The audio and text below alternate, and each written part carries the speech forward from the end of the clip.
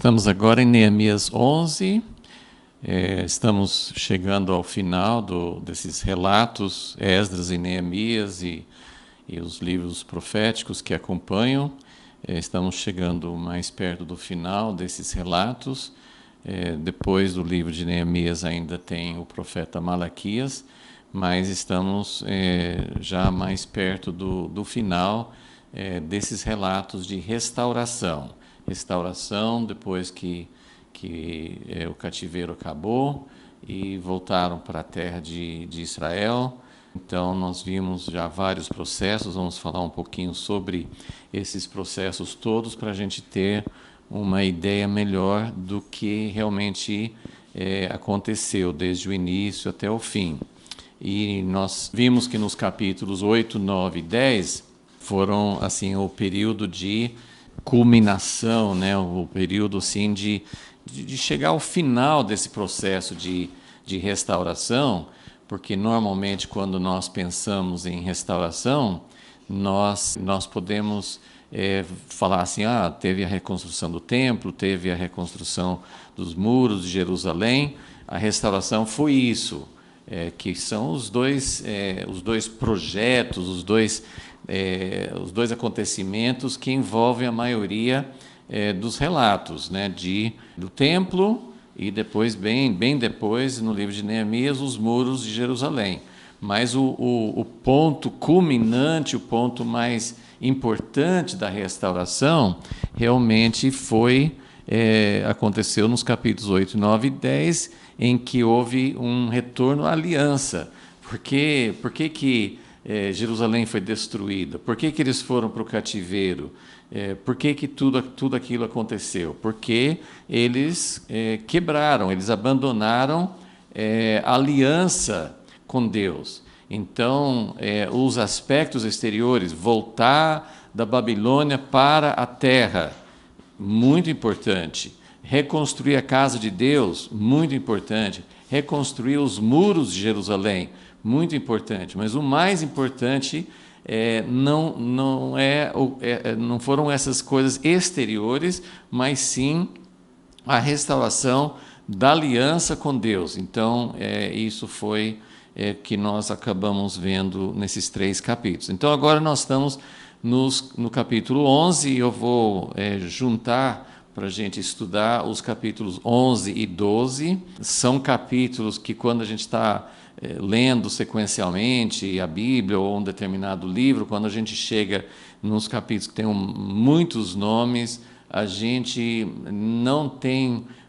Assim, tem algumas exceções, por exemplo, Mateus capítulo 1, que fala da genealogia de Jesus. Então, tem algo que a gente conhece, começou com Abraão, depois Davi, então tem os estágios, a gente pode não lembrar de todos os nomes intermediários, mas é uma genealogia que faz sentido, você entende que isso significa, que Jesus veio como descendente de Abraão, de Davi.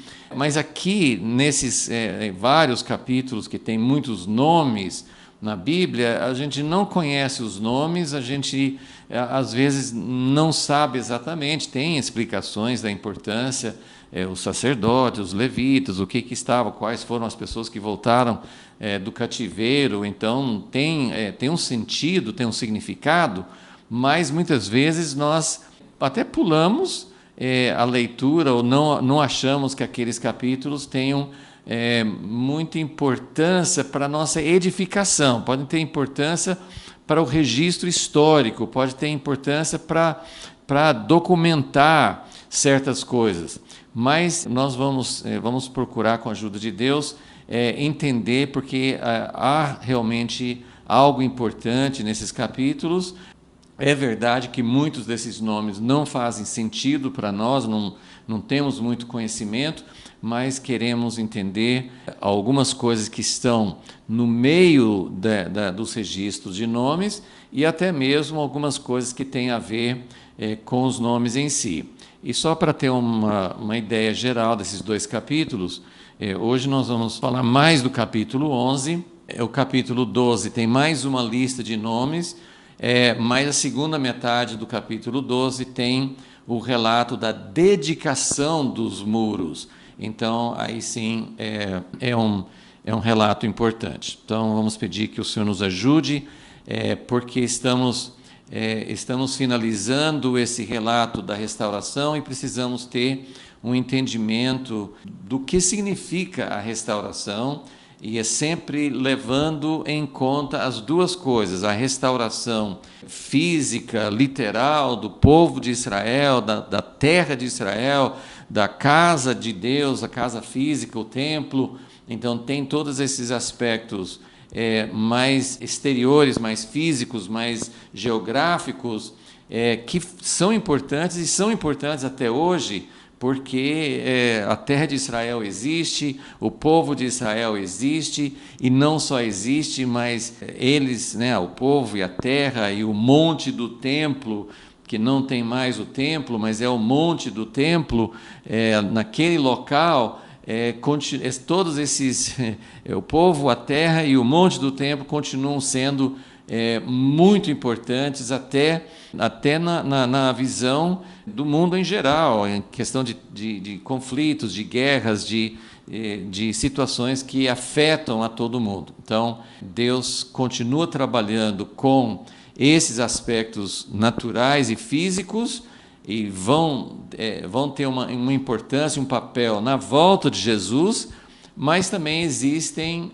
aplicações, existem lições e maneiras de entender que Deus paralelamente está trabalhando com o seu povo espalhado pelo mundo, como uma casa espiritual, como uma herança espiritual. Então ele também existe uma aplicação que a gente deseja aprender, e que isso possa nos ajudar na nossa caminhada. Senhor, nós pedimos mais uma vez a Tua ajuda, reconhecemos a nossa incapacidade, a nossa limitação, sabemos que o Senhor revela sempre aquilo que é necessário para o tempo presente. Muitas vezes o Senhor não abre, não destranca esses tesouros antes da hora, ou quando não é necessário ainda, e então por isso nós dependemos de Ti, mas queremos entender um pouco mais do Teu plano, queremos entender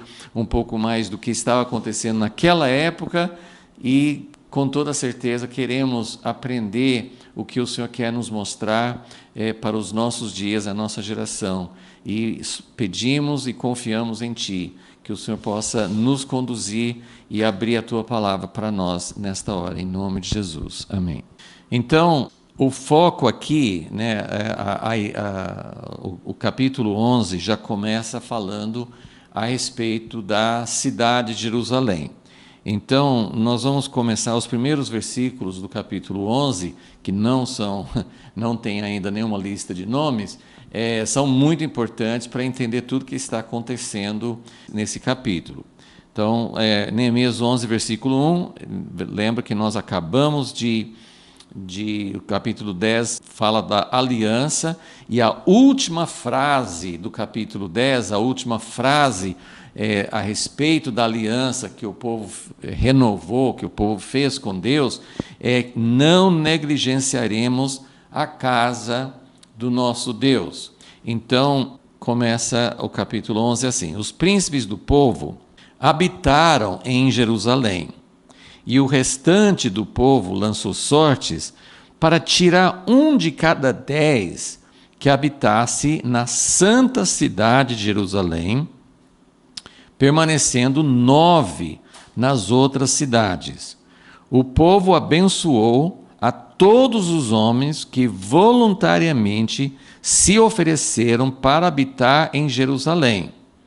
E aí fala, são estes os chefes da província que habitaram em Jerusalém, porém na cidade de Judá habitou cada um na sua possessão, nas suas cidades.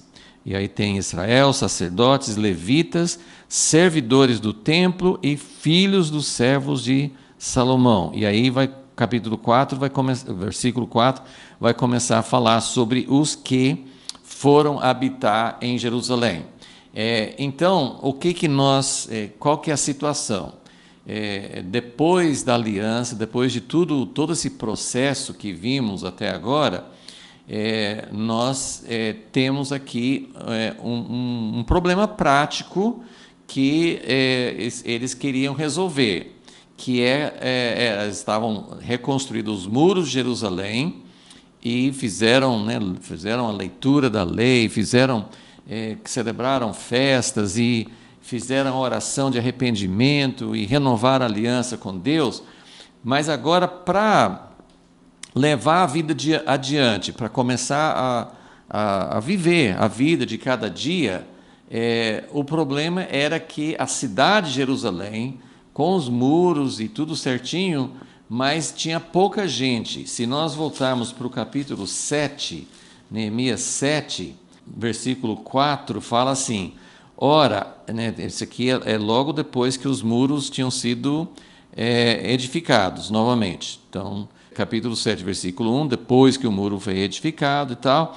Aí o versículo 4 diz assim: ora, a cidade era grande e espaçosa. Na verdade, em comparação com a cidade de Jerusalém hoje, essa área cercada pelos muros era muito pequena, até mesmo em relação à cidade nos tempos anteriores ao cativeiro.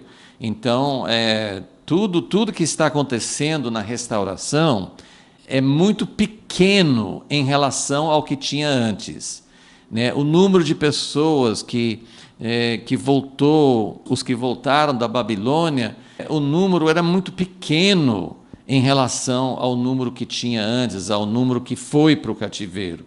Então, tudo é pequeno. Quando eles começaram a fazer a casa de Deus, os mais idosos que lembravam da casa como era antes, choraram, porque no templo, na casa que Salomão edificou, a casa, a planta da casa, eu acredito que não tem havido alteração. Eles fizeram do mesmo tamanho, que era o tamanho de acordo com a planta que eles tinham. Mas Salomão fez uma casa, um templo para Deus, cheio de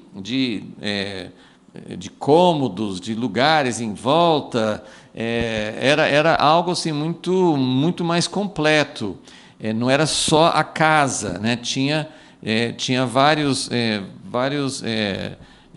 partes da construção que formavam assim, um complexo, que formavam algo bem grande. No tempo de Jesus, que foi depois disso, depois dessa casa, desse templo reconstruído por Zorobabel, Herodes reconstruiu, renovou, praticamente fez algo novo, mas nessa ideia de uma coisa mais luxuosa, com mais anexos, com mais, assim, era mais um complexo, como no tempo de Salomão. Eu não tenho esse dado comparando o templo de Herodes com o templo de Salomão, não sei qual dos dois foi mais majestoso, mas Herodes ele gostava de fazer grandes construções. Então o templo no tempo de Jesus era bem mais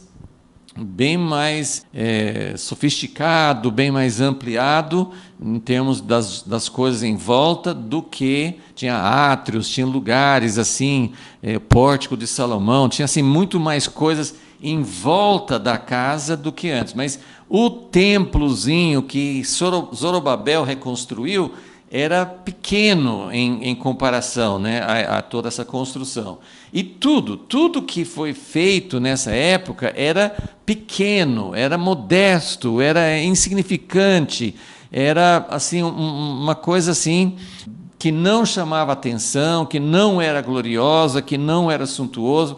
Toda a restauração era algo pequeno, tanto é que Deus falou com Zorobabel para não desprezar os pequenos começos, falou com Ageu que, mesmo não tendo essa glória exterior, mas que a segunda casa seria mais gloriosa do que a primeira. Então, essas profecias vieram porque as pessoas faziam essas comparações. Ok. Então, Neemias 7, versículo 4 fala: a cidade era grande e espaçosa, porém havia pouca gente. Então, não é que os muros de Jerusalém, nessa época, não era uma área grande, mas parecia grande porque tinha pouca gente. Então, havia pouca gente nela, as casas ainda não estavam edificadas, e isso é já nessa época, que é mais ou menos 90 anos depois, um pouco mais de 90 anos depois da época de Zorobabel. Então, já fazia muito tempo e então Jerusalém ela não estava muito habitada e as pessoas, evidentemente, dependiam de lavoura, de plantações, de criações. Então, eles não moravam na cidade porque a cidade não tinha um meio de vida para sustentar. Então, a cidade de Jerusalém ela estava bem abandonada, não muito habitada. Antes dos muros não tinha como se proteger. Então, essa era a situação da cidade. Então, que nós queremos mostrar agora, no final de todo esse processo da restauração? Queremos mostrar aqui a preocupação agora, depois de completados os muros, depois de renovada a aliança com Deus, que são as coisas mais importantes, mas agora tem aspectos práticos, tem medidas práticas. O que Neemias e Esdras também, né, os dois estavam juntos ali, o que os líderes iam fazer para que tudo funcionasse? Não adiantava ter uma cidade com muros, ter um templo reconstruído e não ter as pessoas necessárias. Vejam, desde aquela época de Zorobabel, reconstruiu o templo, havia sacerdotes, havia levitas que voltaram no primeiro retorno dos exilados da Babilônia, vieram muitos levitas. Os levitas, os sacerdotes, sempre recebem um grande destaque quando tem os nomes. Quem que voltou do cativeiro? Gente da tribo de Judá, gente da tribo de Benjamim. Mas aí, especificamente, quem voltou dos sacerdotes, quem voltou dos levitas. Isso sempre tem um destaque grande. Mas, então, desde quando o templo foi reconstruído, certamente funcionaram as coisas, assim, os sacrifícios, os sacerdotes estavam ali, mas pelo que a gente entende, com toda essa ênfase agora de ter levitas e cantores e músicos e tudo mais na cidade de Jerusalém, ou perto da cidade, era porque, na verdade, tudo ainda estava muito precário, tudo ainda estava muito, assim, tinha o serviço da casa de Deus, mas nós vamos ver até o final do livro de Neemias que esse era um problema. Nem sempre as coisas na casa de Deus funcionavam bem. Então, a cidade de Jerusalém precisava ser restaurada. E esse é o nosso foco hoje, para entender, assim, porque o capítulo 11 vai falar de muitos nomes e de muitos tipos de, né, como eu falei, assim, tinha pessoas de várias tribos, tinha pessoas da linha sacerdotal, tinha pessoas de várias funções dos levitas, mas o que tudo isso significa é que agora haveria uma restauração mais plena da cidade. A cidade de Jerusalém, com os muros, com a casa de Deus, ainda era uma cidade vazia relativamente. Era uma cidade que não tinha realmente um funcionamento normal de cidade. Então, depois da aliança, depois de tudo feito, agora nós temos algumas medidas práticas, algumas coisas que precisam ser feitas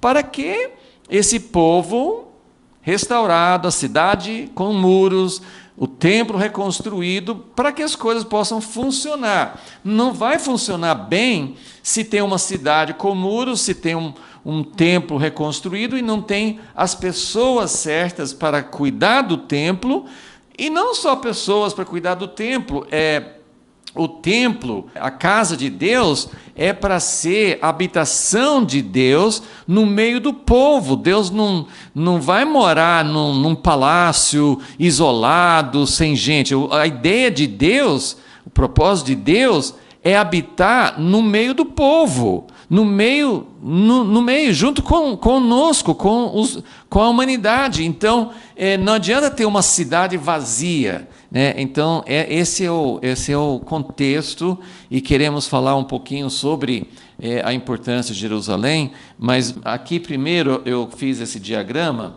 para entender esse contexto dos acontecimentos da restauração. Então, a primeira coisa, se lembra, quando Ciro fez o decreto acabando com o cativeiro, liberando o povo para voltar, o que ele disse? Ciro, o imperador, que não tinha Deus, o Deus de Israel, como seu Deus, mas ele falou: vocês estão liberados para voltar e construir o templo do seu Deus. Então, todo o propósito do retorno do cativeiro era para voltar para a terra, voltar para o seu próprio lugar, mas com um objetivo imediato e central: reconstruir a casa de Deus.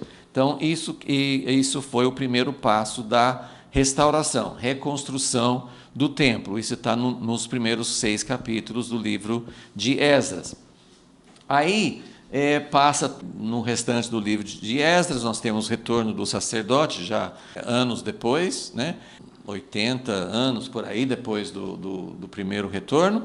Então, Esdras voltou e encontrou o povo misturado. E aqui eu quero inserir uma coisa importante. A gente pode talvez voltar a enfatizar, mas quando nós falamos de restauração, e esse é um dos pontos que a gente já mencionou, mas eu acho que é importante a gente colocar isso como um fato assim, muito, muito importante para entender a restauração. Todo o processo de restauração é para voltar aquilo que eles perderam. O que eles perderam? Eles perderam a terra. Algumas pessoas, né, uma pequena população, né, do povo de Israel não foi levado para o cativeiro, mas esses que ficaram nem assim, não tem menção dessas pessoas. O foco da história é sempre aqueles que foram levados para o cativeiro e aqueles que voltaram de lá. Então, o retorno para a terra, até os profetas comparam como se fosse um segundo êxodo. Então, quando volta do cativeiro, você pode pensar assim: então vai repetir, porque nesse tempo do cativeiro outros povos estavam morando ali. Então, quando os exilados, quando os que foram para o cativeiro voltaram, se fosse repetir a história de Josué, quando ele entrou na terra prometida, houve uma ordem de Deus de expulsar, de eliminar os cananeus, porque o cálice das iniquidades de todos aqueles povos ali já estava cheio, e Deus falou assim: é tempo de eliminar a maldade. Então é como uma renovação da terra. Vai tirar a maldade da terra, vai tirar a iniquidade. Os cananeus representam, chegaram pelo que Deus fala, pelo que está escrito, assim, as maldades, as abominações, a falta de justiça, as coisas cometidas contra as próprias crianças, oferecendo crianças a Deus. Tudo que eles estavam fazendo na terra era tão abominável para Deus que o povo de Israel entrando era como se fosse assim: vai tirar a maldade e vai colocar um povo em aliança com Deus. Então essa é a história original. E na restauração não acontece dessa forma. Quando esse pequeno grupo, quando o povo saiu do Egito, eles eram provavelmente mais de 1 milhão, talvez 2 milhões de pessoas entrando na terra prometida, né? Toda a nação de Israel. quando os que estavam no cativeiro voltaram, os exilados, eles eram 50 mil, talvez mais do que isso, que talvez também só contou os homens, né? Mas assim, era muito pequeno o número em relação ao grupo original que entrou na terra depois do Êxodo. E Deus não deu a Zorobabel, Deus não deu nenhuma liberdade, primeiro porque eles estavam debaixo do Império Persa. Quando o povo saiu do Egito, eles não estavam mais debaixo do Egito. Acabou o domínio de Faraó, eles entraram na Terra Prometida com uma nação independente debaixo de Deus.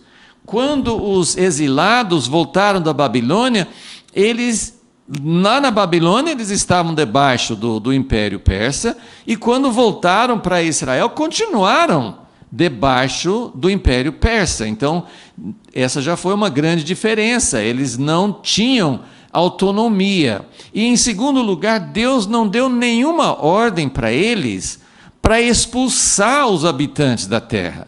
Ele não falou assim: vocês têm que entrar na terra, o povo está lá, está fazendo muita abominação, então vocês vão limpar a terra, vão tirar todo mundo que está lá. Não, de maneira nenhuma. Então, quando eles voltaram e reconstruíram o templo, né, às vezes não fica muito claro isso quando a gente lê os primeiros capítulos de Esdras, mas agora nós estamos vendo que quase 100 anos depois, a cidade de Jerusalém está vazia. Eles eram, primeiro porque assim, os que estavam lá estavam cuidando da terra, estavam vivendo em outras cidades onde eles podiam lavrar a terra, tinham suas heranças, né, tinham seus lugares para morar. Mas eles estavam morando, eles estavam habitando no meio, misturado. Não só tinha aquele Sambalate e Tobias e aqueles de províncias em volta de Judá. Primeiro, sim, que eles não voltaram e retomaram toda a terra que as 12 tribos ocuparam. Não, eles estavam só em Judá. Mas, além de estar assim num território muito pequeno relativamente ao que eles tinham antes, eles, lá naquele território que eles estavam misturados. Por que Esdras chegou aqui nesse meio tempo aqui entre a reconstrução do templo e a reconstrução dos muros? Então, esse período aqui, que é quase que o intervalo completo, esse ciclo que eu estou colocando aqui, é de aproximadamente 100 anos. Aproximadamente 100 anos. E a maior parte desse intervalo está aqui, entre o primeiro e o segundo passo, entre a reconstrução do templo e a reconstrução dos muros. E quando Esdras chegou, um pouco antes de Neemias, ele encontrou um grande problema, que era que o povo tinha se casado. As pessoas de Israel estavam se casando com as pessoas da terra. Por quê? Porque eles moravam tudo junto. Eles estavam tudo misturados ali. Eles não tiveram nenhuma ordem de Deus para expulsar os habitantes da terra. E eu estou falando tudo isso porque hoje tem uma situação diferente, porque Israel é uma nação. Desde 1948, Israel é uma nação independente, não está debaixo de persas ou gregos ou romanos ou outros povos, mas essa situação de conviver, como nós bem sabemos e como os acontecimentos atuais nos mostram, é o povo de Israel que voltou para a sua terra, depois de 2000 anos, eles também não tiveram a ordem de Deus e a liberdade para expulsar o povo que habitava ali, que já estava ali. Grande parte da terra de Israel estava bem abandonado, não, né, o povo que estava ali, alguns tinham plantações e tudo, mas tinha pouco desenvolvimento, pouco uso da terra, né? Então, os judeus foram se instalando e nós temos essa situação que, em alguns sentidos, é semelhante. Tá? Então, a condição da restauração, ela é muito, muito modesta, ela é muito pequena.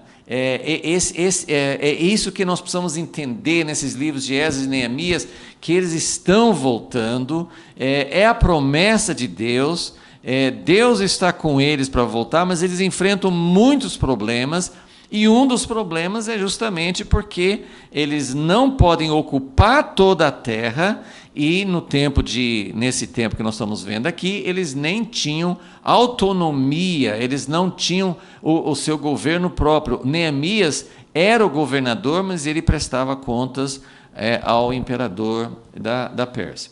Então, aqui nós temos a reconstrução do templo, e agora, no tempo de Neemias, vai para os muros, a restauração dos muros de Jerusalém. E aí nós temos estudado, veio a renovação da aliança, e nós estamos agora nesse último ponto aqui, que é a restauração da cidade de Jerusalém. Mas o ponto que por isso que eu fiz esse diagrama aqui, para mostrar que é como se estivesse fechando um círculo, fechando um ciclo e fechando um círculo. Por que esse momento agora, que nós estamos vendo em Neemias 11, em que as pessoas, era necessário aqui, nos primeiros 2 versículos, eles tinham que escolher, entre cada 10 pessoas, uma tinha que voltar, tinha que ir morar em Jerusalém, era um dízimo das pessoas. E depois fala assim, que versículo 2, Neemias 11, 2, que o povo abençoou a todos os homens que voluntariamente se ofereceram, mas se não tivesse voluntários suficientes, eles iam lançar sortes para escolher entre cada 10 pessoas, uma teria que voltar, teria que habitar e morar em Jerusalém. E eles falaram assim, abençoaram os voluntários, porque se tem que lançar sortes, então, porque as pessoas não estavam querendo ir. Se eles abençoaram os que foram voluntariamente, é porque alguns se voluntariaram, mas não era uma coisa fácil, não era interessante, não era lucrativo, não era uma coisa assim que naturalmente as pessoas iam querer. Então, olha só como aqui, então, no final, fizeram aliança com Deus, renovaram, e agora tem um desafio prático. Agora tem assim, como que nós vamos fazer com que a cidade de Jerusalém funcione? Agora, por que a cidade de Jerusalém? Por que era importante? Por causa da casa de Deus. Toda a razão de existir de Jerusalém, toda a razão de restaurar Jerusalém é por causa da casa de Deus. Poderia ter uma outra cidade, poderia não ter uma cidade, não se preocupar com cidades, não. Era necessário, assim, a primeira coisa que eles fazem, depois da aliança, a aliança era, como eu falei, a última frase do capítulo 10 de Neemias nós não negligenciaremos a casa de Deus. A casa de Deus está ali, reconstruiu. Foi difícil. O profeta Ageu falou assim, vocês têm que se dedicar para reconstruir a casa de Deus. Mas agora está reconstruída. Reconstruíram os muros de Jerusalém, que foi difícil. Exigiu sacrifício, exigiu fé, perseverança, foi difícil. Mas agora está tudo ali, a casa e os muros, mas não tem gente para morar lá. Então, esse desafio importante para o povo. E por que importante? Eu não vou conseguir abordar tudo que tem a ver com Jerusalém, porque é um assunto muito grande na Bíblia, mas primeiro eu quero mostrar esse ciclo aqui, porque a reconstrução do templo, daí no tempo de Neemias, passou para os muros da cidade, fizeram aliança com Deus, e agora estão restaurando a vida, restaurando os habitantes, restaurando a funcionalidade da cidade. A cidade não tem habitantes, ela é uma cidade fantasma, é uma cidade que não tem vida. E como que vai ter a casa de Deus sem vida na cidade? Então, agora era a hora de realmente restaurar a funcionalidade, a habitação da cidade de Jerusalém. Mas por quê? Para poder cuidar da casa de Deus. E é por isso que, apesar do capítulo 11 ser cheio de nomes, e ser, assim, você começa a ler e até nem presta atenção mais no que você está lendo, porque é como se estivesse lendo algo, sons ininteligíveis, assim, nomes e nomes, o que quer dizer isso? Mas no meio desses nomes, você pode notar que a importância de quem ia morar lá, de quem foi morar lá, era porque eles iam cuidar da casa de Deus, as pessoas que iam fazer o serviço, as pessoas que iam cuidar de vários aspectos. Nós vamos falar um pouquinho sobre isso, mas eu queria mostrar esse ciclo, porque a restauração da cidade de Jerusalém era para poder cuidar da casa de Deus, que era o ponto inicial da restauração. E o que isso significa para nós? Qual a lição que nós aprendemos? Sempre lembrando que nós estamos seguindo a linha da terra de Israel, da cidade de Jerusalém, da casa, o templo feito em Jerusalém. E isso é uma linha física, visível, material. Eu estou enfatizando isso porque a igreja, por quase 2000 anos, tem perdido muito esse entendimento das Escrituras. Para muita gente, a nova aliança significa que Deus não se importa mais com a terra de Israel, Deus não se importa mais com o templo visível, material, Deus não se importa mais com a cidade de Jerusalém. Nós temos espiritualizado tudo, nós temos dito assim, não, o que Deus tem agora é uma casa espiritual, feita com pedras vivas, e agora não tem mais nada físico. Não, quando nós olhamos para a segunda vinda, há uma volta física de Jesus. Ele volta para uma cidade específica, não é uma coisa vaga, sem materialidade. Ele volta para reinar. A capital dele vai ser em Jerusalém. Ele vai restaurar e cumprir as promessas feitas a Abraão, Isaac e Jacó. Então tem muita coisa literal, tem muita coisa física relacionado com a volta de Jesus. E a gente já vê isso porque Israel existe hoje como nação, a cidade de Jerusalém. Hoje, a cidade de Jerusalém é um foco de atenção mundial. Por quê? Porque tem um monte do templo. Imagine se algumas 20, 30 anos atrás, só de alguém de Israel visitar, ir para um lugar no monte do templo, desencadeou muitos protestos, muitas mortes e tremores no mundo inteiro. O que acontece no monte do templo é algo que afeta o mundo inteiro, por causa do islamismo, por causa do Oriente Médio, por causa de tudo que está envolvido. Então, Zacarias 12, Deus fala com Zacarias, eu vou colocar Jerusalém como uma pedra pesada para todas as nações. Isso já está acontecendo. Jerusalém é uma cidade dividida.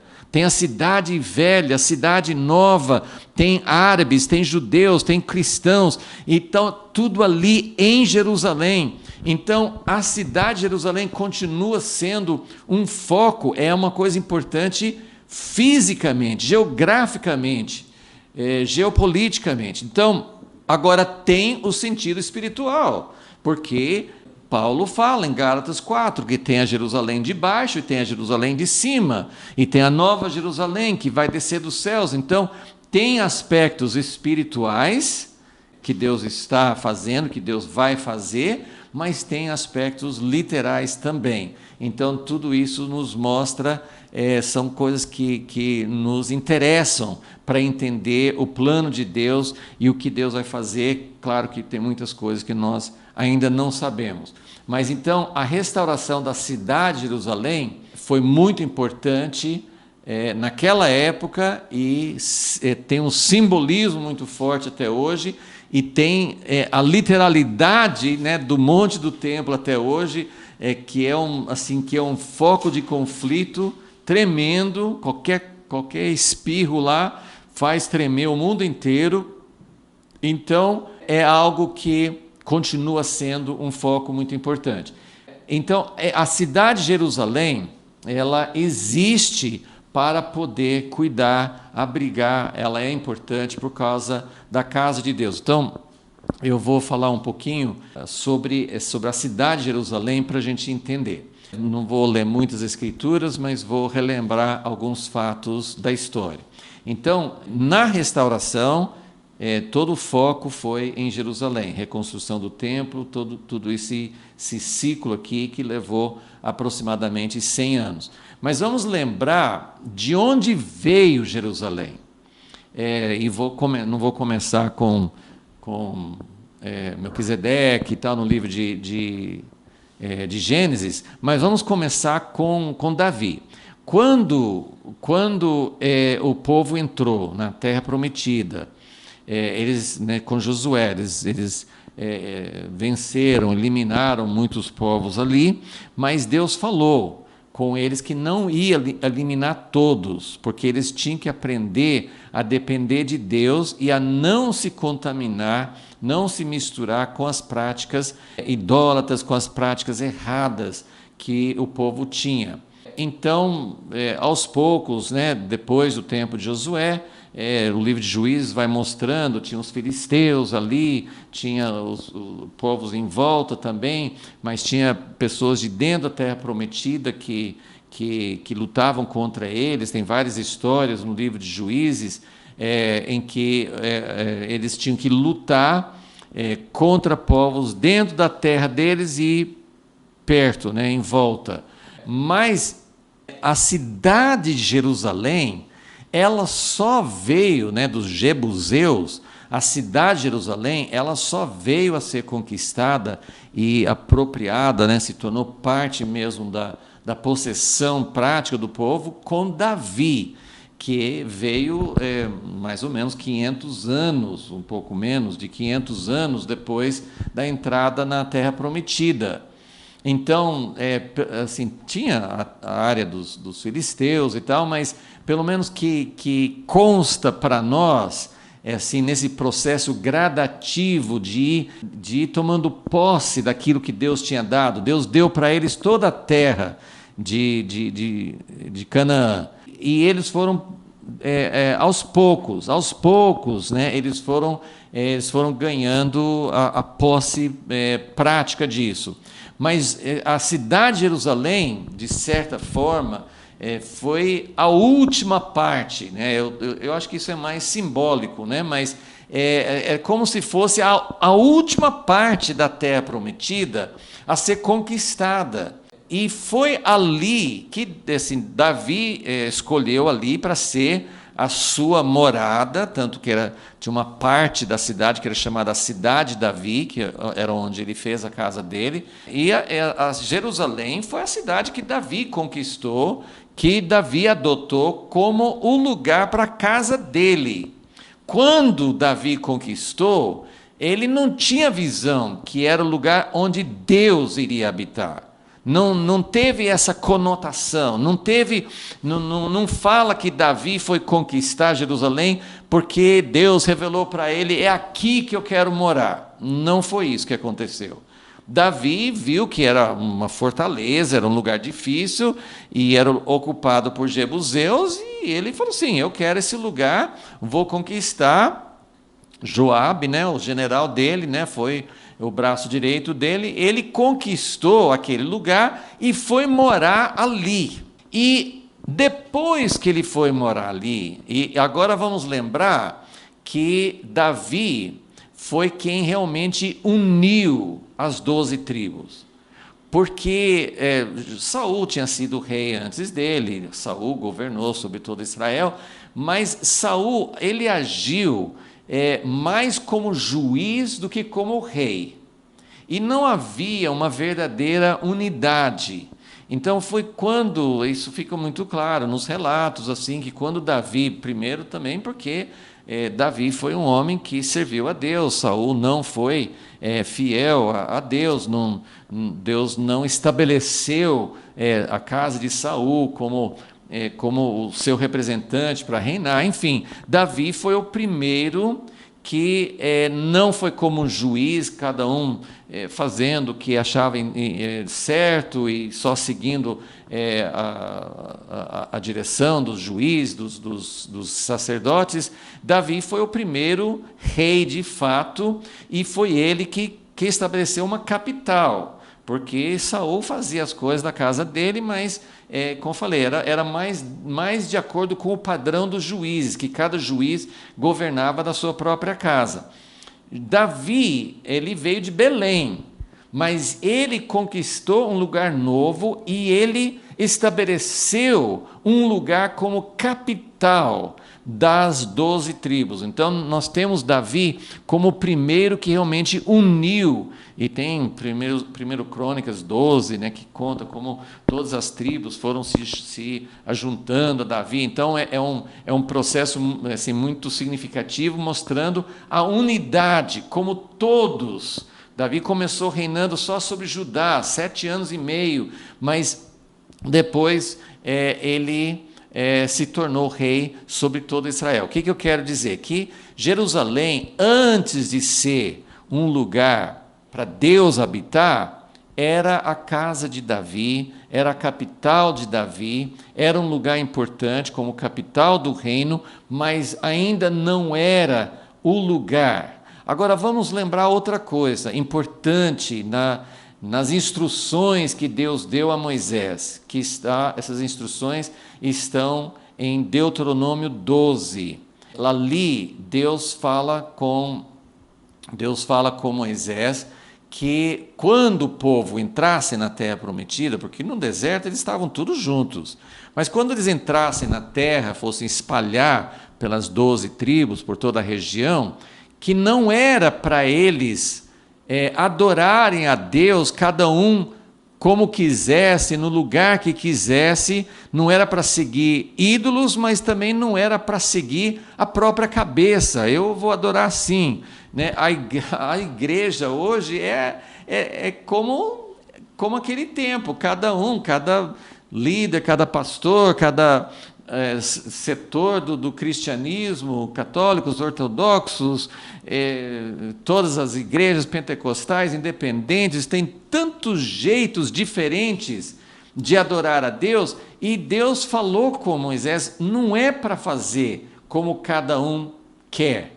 É claro que tendo uma sede, um lugar único, você tem um grande perigo, que as igrejas cristãs também caíram nela, de tentar formar um reino humano, uma sede humana, em Roma, em, sei lá, alguma outra cidade, Londres, sede da igreja anglicana, sedes de igrejas ortodoxas, sede de igrejas pentecostais. Então, hoje tem esses lugares centrais, mas são lugares humanos, não são os lugares que Deus escolheu. Então, tem algo muito impressionante, na história de Israel, que é quando Davi resolve, manifesta seu desejo de fazer uma casa para Deus. Antes ele já tinha trazido a arca. Então Davi queria Deus. Ele, como eu falei, ele não conquistou Jerusalém já com a ideia de achar esse lugar que Moisés falou em Deuteronômio 12, que tinha que achar o lugar. Ele falou assim, vocês vão procurar o lugar que Deus escolher. Deus vai escolher um lugar e vocês vão para esse lugar. Vai ser centrado em Deus, não na cabeça humana. Então, até hoje, a igreja não descobriu esse lugar. Não existe uma sede e eu não sei como que vai acontecer, aparentemente não vai existir. Vai existir quando Jesus voltar. Ele vai colocar Jerusalém como centro, como capital, porque ele está lá, vai estar lá. Mas, então, Davi, ele fez a capital, fez a casa dele, levou a arca da aliança para Jerusalém, mas a arca sozinha não era a casa de Deus. Então ele falou, em 2 Samuel 7, ele falou: eu quero fazer uma casa para Deus. E aí tem toda aquela história de como Deus ficou impressionado. Eu acho isso incrível, como Deus pode ficar impressionado com alguém, mas tem vários exemplos disso na Bíblia. Deus ficou impressionado com Davi, falou: você não vai fazer a casa, mas ele ficou tão impressionado que ele falou que Davi teria ele teria uma aliança perpétua com Davi, e Deus escolheu Jerusalém para sua morada. Então, só para a gente deixar isso bem claro, nós vamos para 2 Crônicas, capítulo 6, naquela oração, porque depois de Davi, Salomão foi quem realmente edificou a casa de Deus, mas no início da oração de Salomão, ele resume isso. Acho que é um dos lugares, tem outros lugares que Deus fala que ele escolheu Jerusalém, mas vamos ver, 2 Crônicas, capítulo 6, versículo 4. Então disse, esse é o comecinho da oração, dessa oração maravilhosa de Salomão para dedicar o templo que ele tinha edificado. 6,4: Bendito seja o Senhor Deus de Israel, que com as suas mãos cumpriu o que prometeu pela sua boca a Davi, meu pai. Então Salomão está sabendo o que Deus falou ele soube por meio do pai dele. Davi deu instruções para Salomão. Salomão sabia do que Deus tinha falado com Davi. Então ele fala: pois disse. Então agora Salomão está citando as palavras de Deus para Davi. E diz o seguinte: desde o dia em que tirei o meu povo da terra do Egito, não escolhi cidade alguma de todas as tribos de Israel, para edificar nela uma casa em que estivesse o meu nome, nem escolhi homem algum para ser chefe do meu povo Israel. Então, Deus tinha falado com Moisés: quando vocês chegarem na terra, vocês têm que ver onde Deus vai escolher. Mas tinha passado, vamos dizer, 500 anos, e Deus não tinha escolhido. E não tinha escolhido alguém para ser o chefe, para ser o líder, para representar o reino de Deus. Então, Deus não tinha escolhido o governo, Deus não tinha escolhido uma casa. Versículo 6. Porém, agora escolhi Jerusalém, para que ali estivesse o meu nome, e escolhi Davi, para que estivesse sobre o meu povo Israel. Então, e sabemos que Deus escolheu, assim, aqui Salomão coloca na ordem inversa, né? Eu escolhi Jerusalém para que ali estivesse o meu nome, e escolhi Davi, mas na verdade aconteceu na ordem inversa. Deus escolheu Davi. Quando Saul falhou, Deus falou com Samuel: eu escolhi alguém que realmente vai me seguir. Ele escolheu Davi, Davi escolheu Jerusalém. Na verdade, Deus, claro que isso estava nos planos de Deus, Deus sabia de todas as coisas, mas o jeito que aconteceu foi que Davi escolheu Jerusalém. E na época ele não sabia exatamente o que iria acontecer em Jerusalém. Davi não tinha feito esse plano ainda, ele tinha no coração, porque logo que ele conquistou Jerusalém, ele já trouxe a arca. Então Davi tinha esse desejo de que Deus habitasse ali junto com ele. Mas por causa da escolha, Deus escolheu Davi. Davi correspondeu à escolha de Deus. Davi correspondeu a Deus. Então Deus confirmou a escolha. Deus confirmou que era Davi, e foi Davi que escolheu Jerusalém, e Deus então escolheu Jerusalém por causa de Davi. Porque quando Davi falou: quero fazer uma casa para o Senhor, Deus respondeu pelo profeta Natã: eu vou fazer uma casa para você. Então, essa é como a trindade. O pai dá ao filho, mas o filho dá ao pai. Então tem uma habitação, tem uma doação, tem um prazer mútuo. Então Davi quer fazer uma casa para Deus. E Deus fala assim: na verdade, essa casa que você quer fazer para mim, eu vou fazer de você. Mas por causa de você, eu escolhi Jerusalém. Então, vamos confirmar isso no texto que a gente sempre usa para falar sobre isso, que é o Salmo 132. O Salmo 132 mostra essa mutualidade, esse amor de Davi por Deus e de Deus por Davi. Salmo 132 fala assim: lembra-te, ó Senhor, de Davi, de todas as suas aflições. Ele jurou ao Senhor e fez votos ao poderoso de Jacó, dizendo: não entrarei na casa em que habito, nem subirei ao leito em que durmo. Não darei sono aos meus olhos, nem repouso às minhas pálpebras, enquanto não achar lugar para o Senhor, uma morada para o poderoso de Jacó. Então, essas palavras que está citando aqui de Davi, nós não temos em outro lugar, não tem nenhum lugar, a não ser aqui, só aqui que cita Davi como tendo esse desejo de, eu não quero descansar, eu não quero ter a minha satisfação, eu não quero viver para mim, eu não quero ter um palácio, porque em 2 Samuel 7, Davi tinha feito um palácio para si. Mas ele se sente mal, ele fala assim: como que eu posso ter um lugar maravilhoso para eu morar e não ter uma casa para Deus? Então, era esse espírito de Davi, ele buscava e ele queria achar um lugar, uma morada, a morada, e ele fala assim: eu não darei repouso, não darei sono, repouso às minhas pálpebras, eu não quero ter repouso. A casa é o lugar onde você repousa, é onde você não só descansa literalmente, assim, no sono, mas é um lugar onde você tem sossego, onde você pode ter, é como o sábado, né? O sábado, Deus criou esse dia para que Deus pudesse ter prazer naquilo que Ele criou.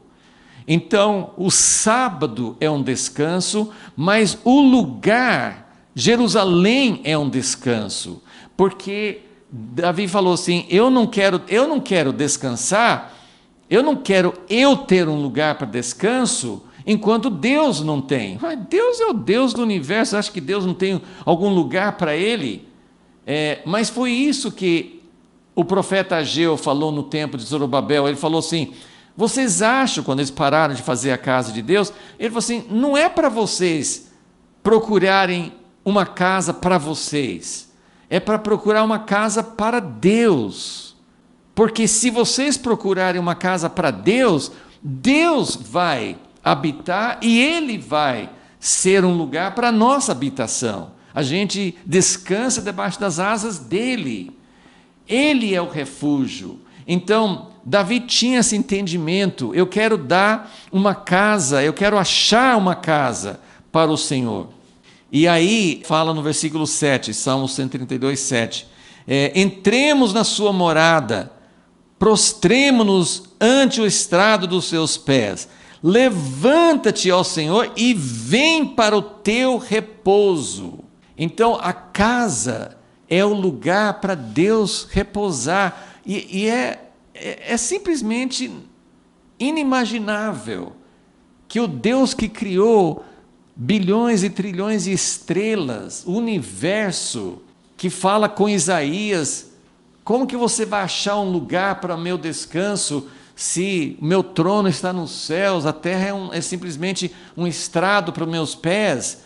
Como que vocês vão imaginar? Salomão falou isso na oração: como que o Senhor vai habitar nessa casinha que eu fiz, quando o Senhor é tão grande? Mas ele fala: levanta-te, ó Senhor, e vem para o teu repouso. Aí ele continua falando assim, que Deus fez o juramento a Davi, mas aí no versículo 13 fala: porque o Senhor escolheu a Sião. O que é Sião? Sião é um lugar dentro de Jerusalém, que era onde era a casa de Davi. E isso é muito significativo, porque o templo de Salomão também é grande significado, que foi ali que Abraão ofereceu seu filho Isaque, mas no Monte Moriá, que é o outro monte dentro de Jerusalém, Deus está falando assim, eu escolhi Sião, porque na realidade, como Deus falou com Davi, falou assim, não é você que vai construir uma casa para mim, mas quando você quis achar uma casa para mim, eu achei um lugar para morar em você.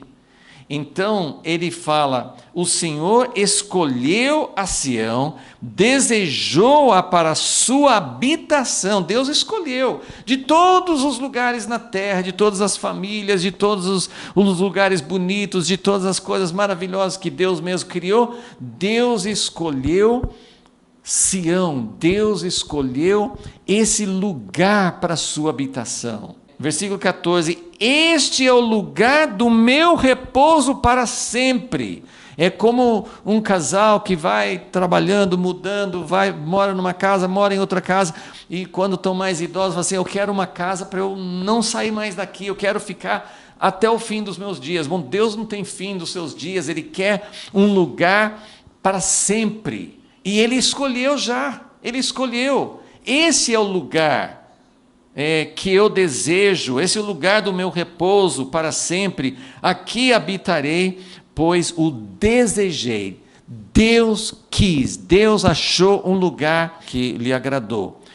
Então, tudo isso, vamos voltar aqui para o contexto de Jerusalém. A gente poderia passar muito tempo olhando outros textos na oração de Daniel.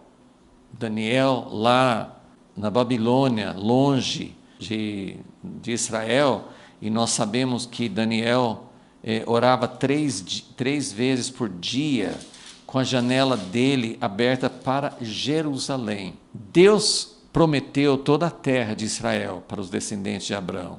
Toda a terra de Israel é importante, e é importante porque Deus quer toda a terra, todo o globo, toda a terra. Ele quer toda a terra para Ele, todo o universo para Ele.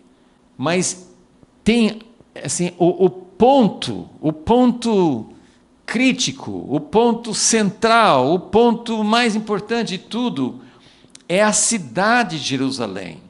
E de certa forma, se nós formos olhar lá para o fim do Apocalipse, a cidade de Jerusalém é mais importante do que o templo.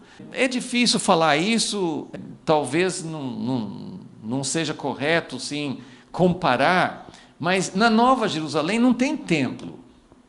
Por isso que eu estou dizendo que a cidade de Jerusalém, ela abriga o templo. Mas Deus não quer um templo isolado, Deus não quer um templo no meio de não de um deserto, né? Mas podia ser um templo em cima de um monte, sozinho, isolado. Tem mitologias, tem ideias assim dos deuses habitarem num lugar inacessível. A própria ideia de Deus ter o seu trono nos céus é um lugar inacessível, santo. Mas Deus quer uma cidade. Deus quer a cidade. Ela é mais completa do que o templo, porque a cidade tem gente. E na Nova Jerusalém não tem templo, porque fala que o próprio Deus e o Cordeiro são o templo. Então, nós somos o templo para Deus e Deus é o templo para nós. Então, a cidade, ela tem essa ideia mais completa, porque é Deus habitando junto com os homens. Então, em Daniel 9, quando ele ora pela restauração, ele fala muito especificamente da cidade. Daniel 9, versículo 16, fala, ó Senhor, segundo todas as tuas justiças, apartem-se a tua ira e o teu furor da tua cidade de Jerusalém, do teu santo monte, porque por causa dos nossos pecados, por causa das iniquidades de nossos pais, tornou-se Jerusalém e o teu povo um opróbrio para todos os que estão em redor de nós. E quando o anjo vem e fala com Daniel, no versículo 24, ele fala, versículo 24, Daniel 9, 24, 70 semanas estão determinadas sobre o teu povo e sobre a tua santa cidade. Então, é esse conjunto, é o povo e a cidade. Por isso, o foco da restauração é Jerusalém. Por isso é que Jerusalém está no centro do plano de Deus. E agora é só para a gente finalizar, para a gente ter assim, pelo menos um pouco essa ideia do que está acontecendo em Neemias 11. Vamos voltar para Neemias 11. Então, ele fala que agora eles têm que arrumar pessoas para habitar em Jerusalém.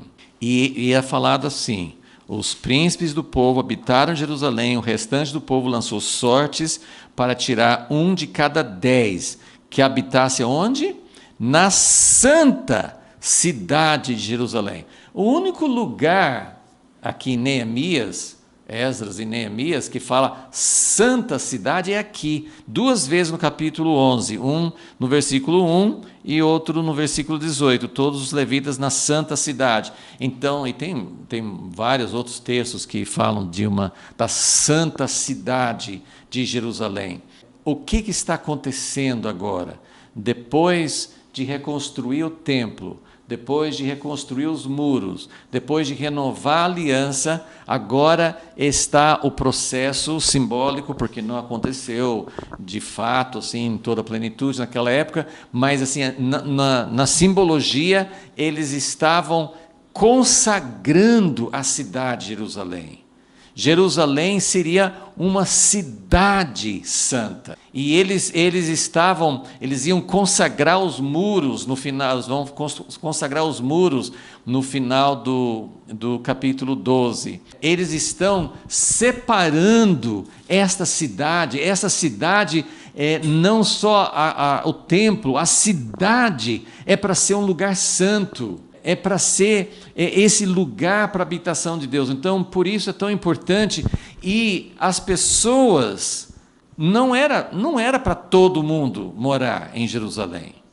E Deus usa cada um de acordo com seu chamamento, de acordo com a sua função.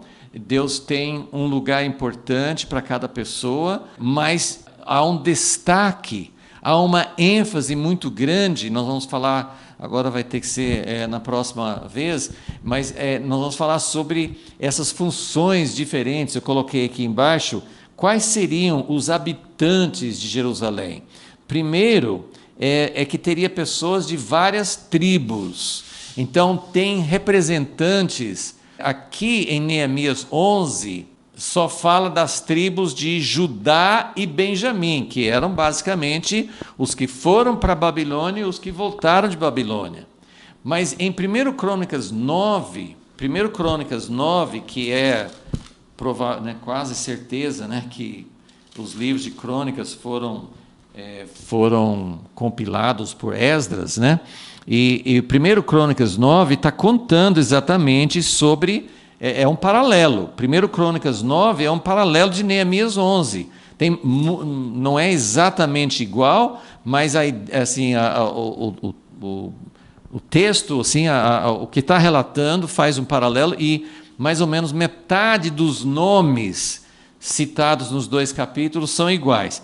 Mas eu queria chamar a atenção para o versículo 3, 1 Crônicas 9, versículo 3, porque fala sobre os que foram habitar em Jerusalém, e fala dos filhos de Judá, dos filhos de Benjamim e dos filhos de Efraim e Manassés. Então eu coloquei aqui, de várias tribos. Efraim e Manassés representam as 10 tribos. Então tinha gente, essa é a ideia do remanescente. As 10 tribos sumiram, até hoje falam, as tribos perdidas, ninguém sabe onde que estão, o que aconteceu, foram assimilados totalmente, sumiram como povo, o que aconteceu? Mas tinha alguns representantes de Efraim e Manassés também. Então, tem essa ideia de Jerusalém como um lugar que traz representantes, que traz pessoas de todas as 12 tribos. Cita só esses 4, mas são representantes. E aí tem os sacerdotes.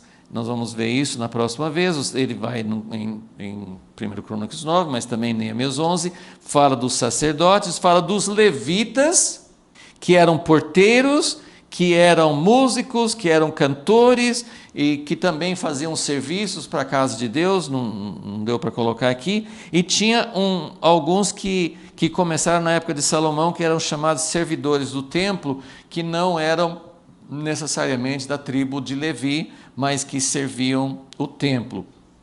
Então, tinha algumas pessoas de todas as tribos, que são o povo de Deus, mas a ênfase especial na cidade de Jerusalém, as pessoas são chamadas para servir a casa de Deus. E alguns são chamados para servir de uma forma mais integral, de um chamamento maior para servir a casa de Deus, mas esse é o objetivo, na verdade, como eu estou querendo mostrar que todo o objetivo, quando eles voltaram do cativeiro, Jerusalém não foi mais pensando assim, em ser capital, era a capital deles lá, mas a ideia aqui, o que permaneceu depois do cativeiro o propósito de Jerusalém como o lugar de Deus habitar. Essa é a maior importância. É por isso que Jerusalém foi restaurada, é por isso que eles voltaram do cativeiro para fazer uma casa para Deus. Esse é o grande objetivo, esse é o propósito de Deus para nós, e é isso que deve encher o nosso coração, é isso que deve ser realmente a nossa visão, a nossa paixão, como foi de Davi, e é isso que Jesus está esperando para poder voltar. Então, Deus está encaminhando as coisas, nós não sabemos exatamente como que vai ser lá em Israel, Jerusalém, mas Ele também está nos preparando, nos chamando para nos dedicarmos a essa Jerusalém, a essa cidade que está sendo preparada para a morada de Deus. E tem esse sentido completo, de uma comunidade, não é uma casa de Deus isolada das atividades humanas. Deus quer habitar junto conosco, é uma família, é o lugar onde Ele quer habitar. Que Deus faça essa visão crescer, que essa paixão cresça e que nós possamos nos dedicar, e que é super interessante, 10%, o dízimo de todas as pessoas lá tinham que morar em Jerusalém. Então não é só o dízimo das coisas que nós temos, mas até das pessoas. Deus escolhe, Deus é importante, cada um tem sua função, mas Deus quer que haja pessoas dedicadas para formar a base, para formar a cidade espiritual e para formar o lugar onde Deus vai morar. Senhor, é muito maravilhoso pensar que o Senhor está empenhado, que o Senhor está buscando, que o Senhor está esperando um lugar para morar aqui entre nós. E nós queremos realmente que haja restauração, que todo o processo de restauração realmente tenha esse objetivo, que nós possamos cooperar, que nós possamos nos dedicar para esse plano, para esse propósito, e que o Senhor torne isso cada vez mais claro e mais prático para nós hoje. Pedimos em nome de Jesus. Amém.